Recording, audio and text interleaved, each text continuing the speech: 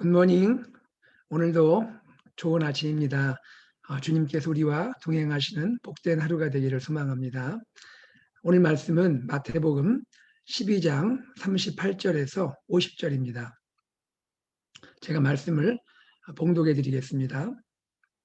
그때에 서기관과 바리새인 중 몇 사람이 말하되 선생님이여 우리에게 표적 보여주시기를 원하나이다.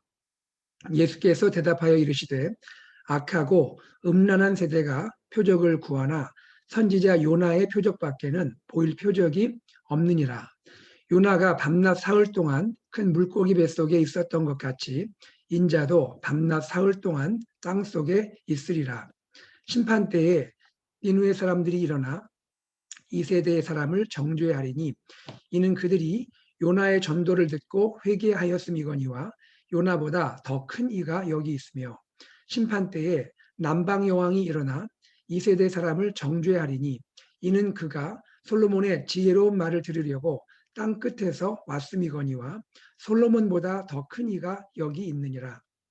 더러운 귀신이 사람에게서 나갔을 때에 물 없는 곳으로 다니며 쉬기를 구하되 쉴 곳을 얻지 못하고 이에 이르되 내가 나온 내 집으로 돌아가리라 하고 와보니 그 집이 비고 청소되고 수리되었거늘 이에 가서 저보다 더 악한 귀신 7을 데리고 들어가서 거하니 그 사람의 나중 형편이 전보다 더욱 심하게 되느니라.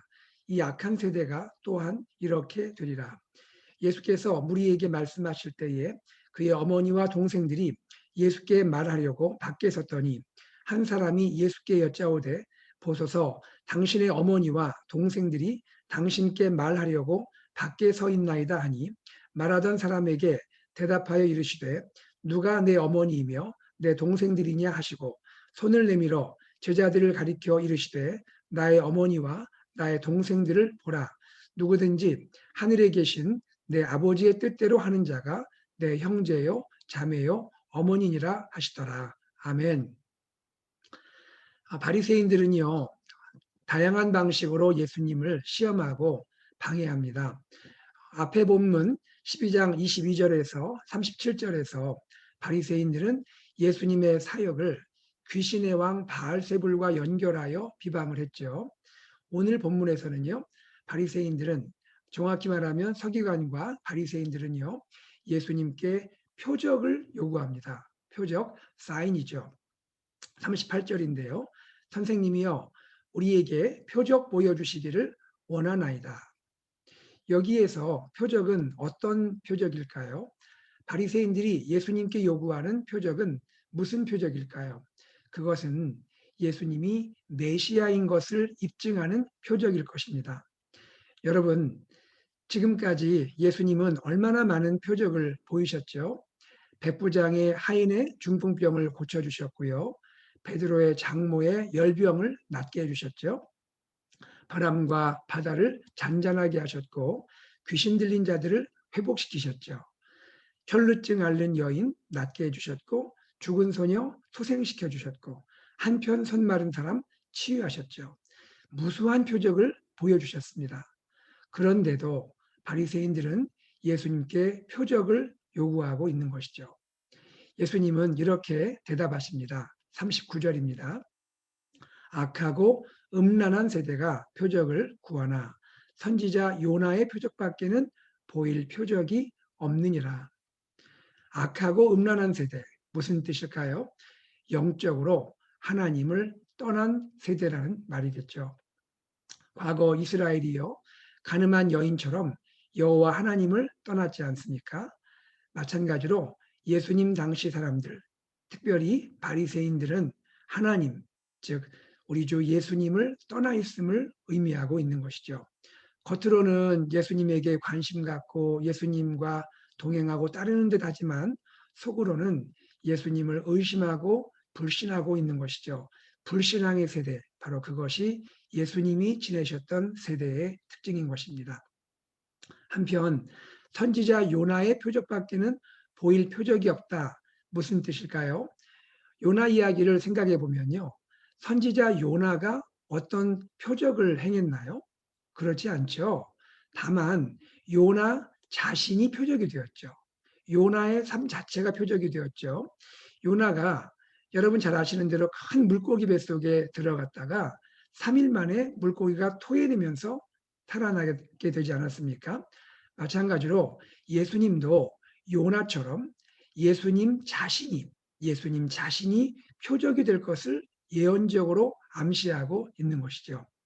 예수님은 십자가에서 돌아가실 것이고 그리고 무덤에 장사되셨다가 3일 만에 다시 살아나실 것을 지금 예언적으로 보여주고 계시는 겁니다.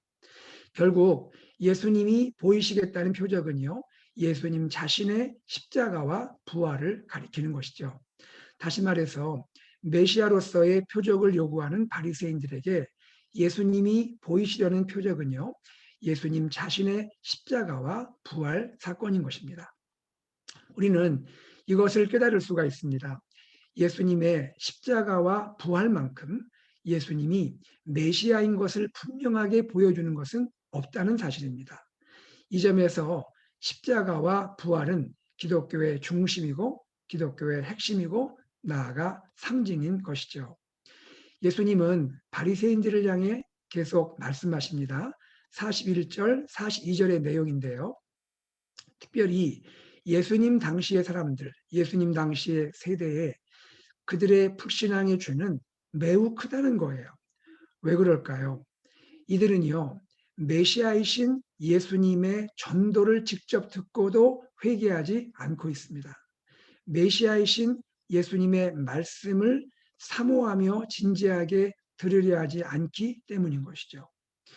여러분, 과거 요나 당시에 요나의 전도를 들은 느누의 백성들 어떻게 반응했습니까?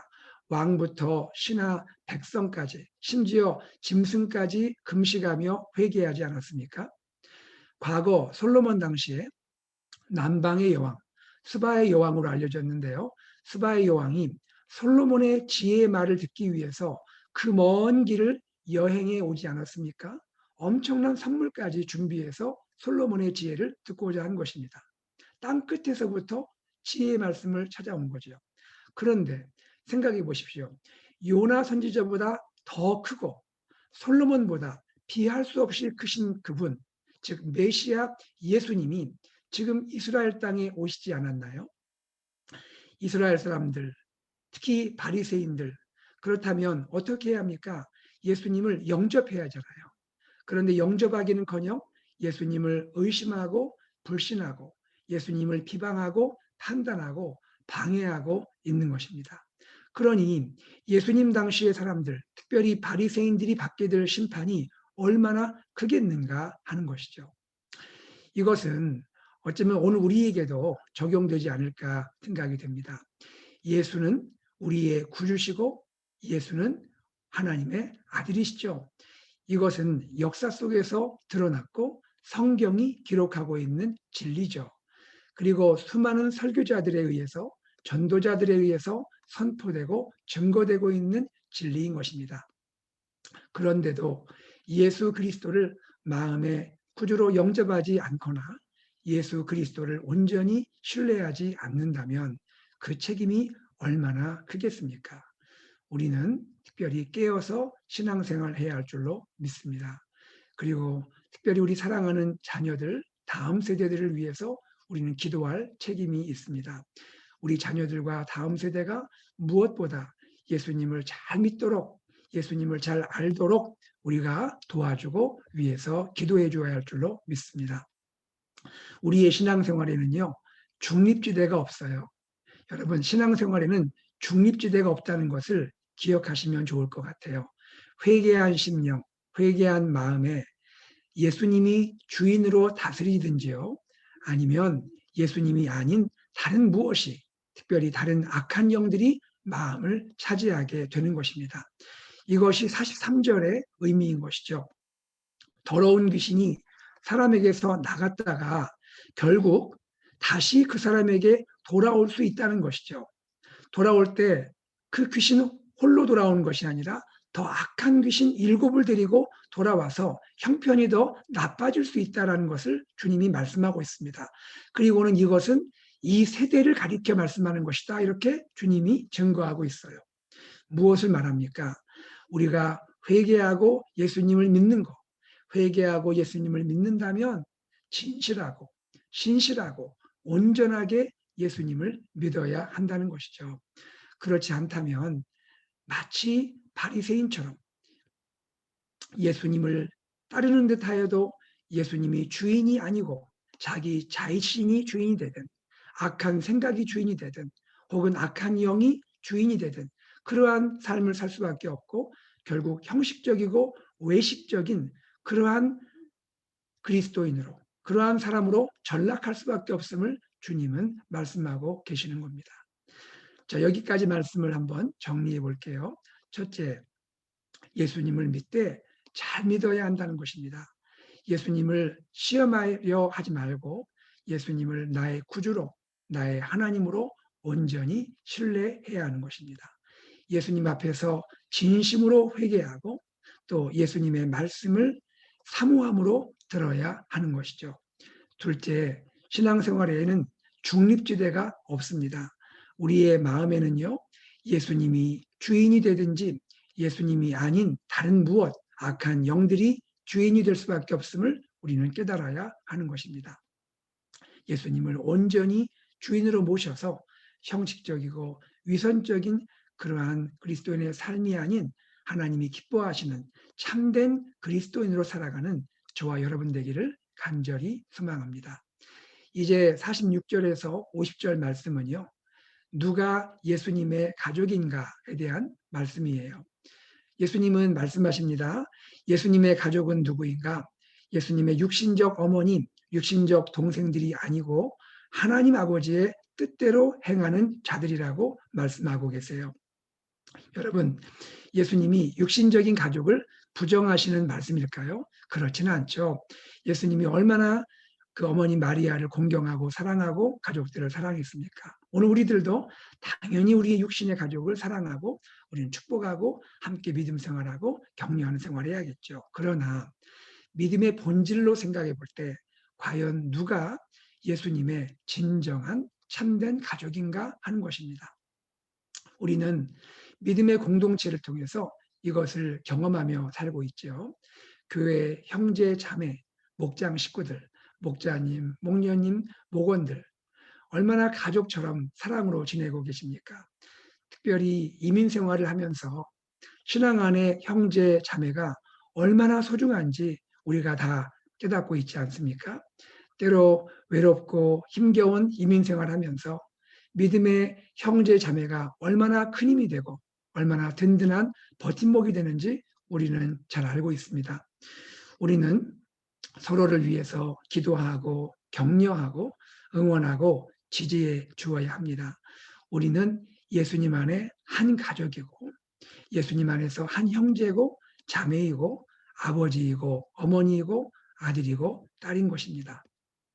저는 목회하면서요. 교회 식구들을 자식처럼 아껴주고 사랑해 주시는 어르신 성도님들을 자주 배웠습니다. 얼마나 존경스럽고 감사한지 몰라요. 그리고 교회 어르신 성도님들을 부모님처럼 돌보고 공경하는 성도님들도 자주 보게 됩니다. 참 마음이 따뜻하고 고개가 숙여지는 그런 귀한 분들이세요.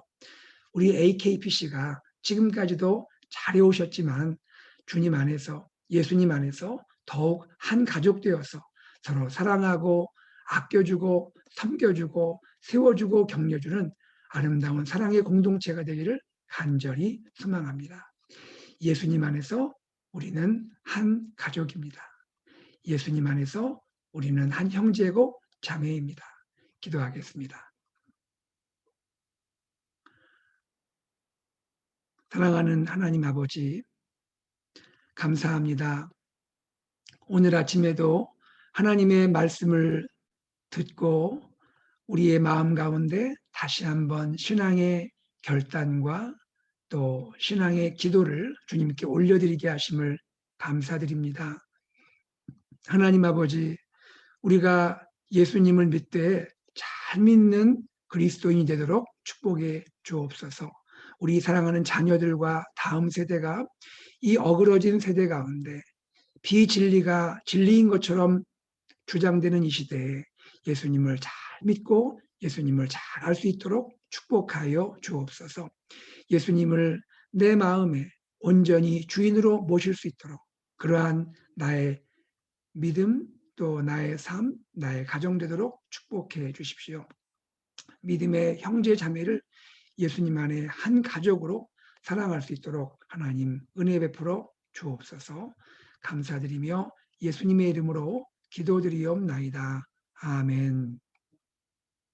이 시간에 함께 기도하기 원합니다.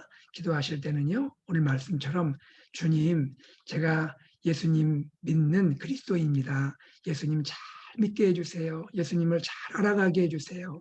하나님 내 마음에 우리 가정에 예수님이 온전히 주인 되어 주세요.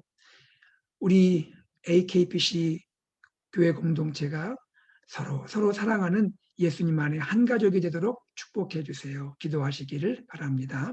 특별히 계속해서 기도 부탁드리고 있습니다. 이제 내일로 다가왔네요. 내일 금요일, 모레 토요일 이틀간 전교인 큐티 세미나가 진행이 됩니다. 이 큐티 세미나를 통해서 우리 교회가 더욱더 말씀으로 세워지는 공동체가 되게 하여 주옵소서.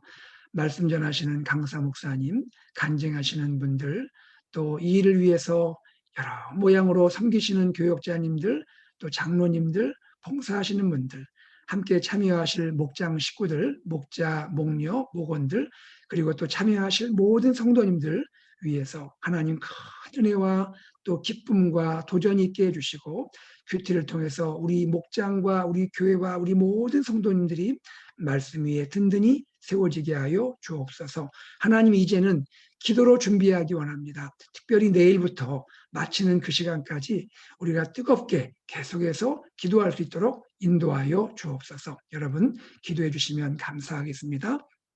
우리 가정을 위해서 기도하고요. 우리 다음 세대와 자녀를 위해 기도하시고 우리 사랑하는 영어 회중을 주님께 올려드리며 기도하시고 우리 환우분들을 위해서 그리고 고난당하는 분들을 위해서 기도해 주시고 어르신들과 또 우리 모든 연로하신 성도님들을 위해서 기도해 주시기 바랍니다. 우리 선교사님들 사역과 또 가정의 평안을 주시도록 기도하시고요. 한국과 미국과 북한의 동포들과 전 세계 열방을 주님께 올려드리며 기도하시고 특별히 팬데믹 속히 지나가게 하여 주옵소서. 함께 기도해 주시기를 바랍니다. 다 함께 기도하고 일상으로 나아가겠습니다.